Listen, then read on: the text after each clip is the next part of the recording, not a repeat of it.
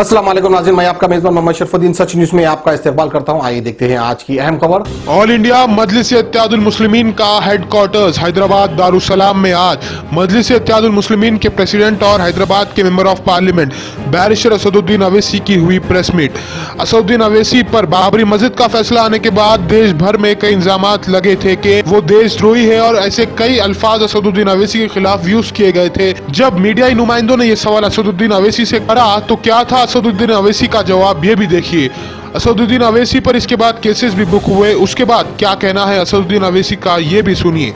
अगर देश हिंदू राष्ट्र हो जाएगा तो बहुत खतरा होगा। आप बोलिए ना कितना बोल सकते हैं, मैं तो यूज हो चुका हूँ, मेरी चमड़ी बहुत मोटी हो चुकी है, आपका बस चले तो हमारी जान भी ले लीजिए।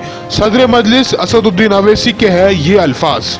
डिसिप्लिन लॉ मेकर की तरह आपने रिएक्ट किया, कानून के दायरे में रह के रिएक्ट किया, लेकिन जो आपको अक्रॉस द इंडिया जो आपको क्रिटिसाइज किया जा रहा है, आपको देशद्रोही या पता नहीं क्या क्या बोला जा रहा है, उस पर आपकी क्या प्रतिक्रिया है? बोलिए ना, मैं रोक सकता हूँ, आपका डेमोक्रेटिक राइट है, आप बराबर मुझे बोलिए क्या क्या बोल सकते हैं। हम भी तो देखना चाह रहे हैं आपके दिमाग में कितना फितूर है।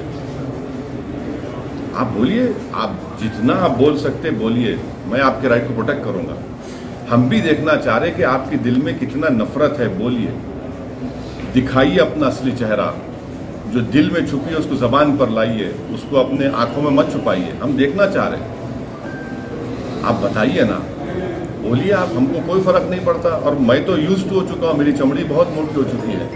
मैं तो ये कह रहा हूँ कि अगर आपका बस चले तो जान ले लीजिए हमारी, मगर आप हमारी जबान को नहीं रोक सकते। जब तक हम संविधान के दायरे में बोलते रहेंगे और बोलते आए हैं तो इसमें गलती क्या है? मैं किसी को खुश करने के लिए तो नहीं बोल सकता ना।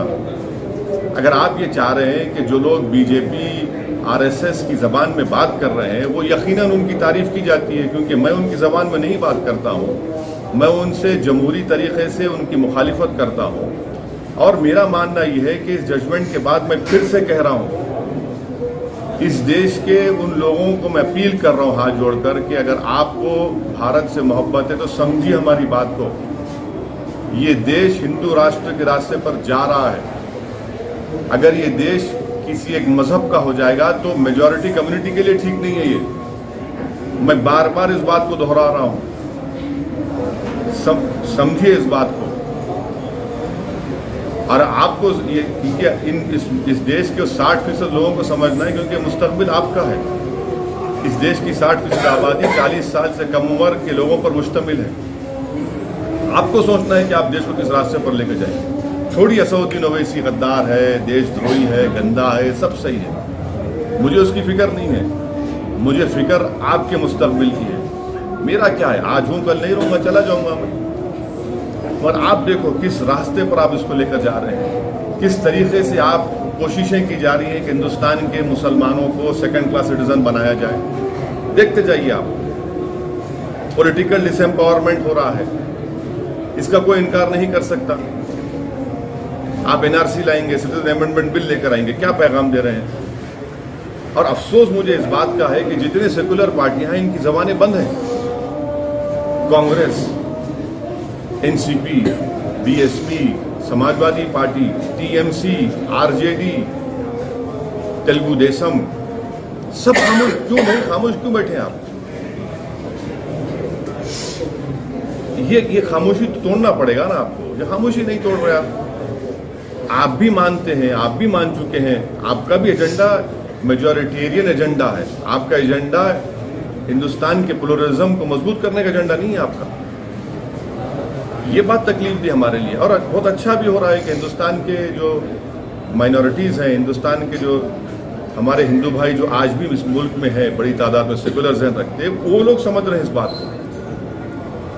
बीजेपी के चाहने वाले, आरएसएस के चाहने वाले मुझे तनकीद करेंगे, मगर इस जजमेंट के बाद बड़ी तादाद में बड़े बड़े लोग एक्सपोज हो चुके हैं, उनके चेहरे बेनकाब हो चुके हैं। और मुझे यकीन है हिंदुस्तान की उस जनता पर जो हिंदुस्तान के प्लुरलिज्म को, की खूबसूरती को मानती है, वो खुद आज सोच रहे हैं कि हाँ, ये आज हमको दिख रहा है।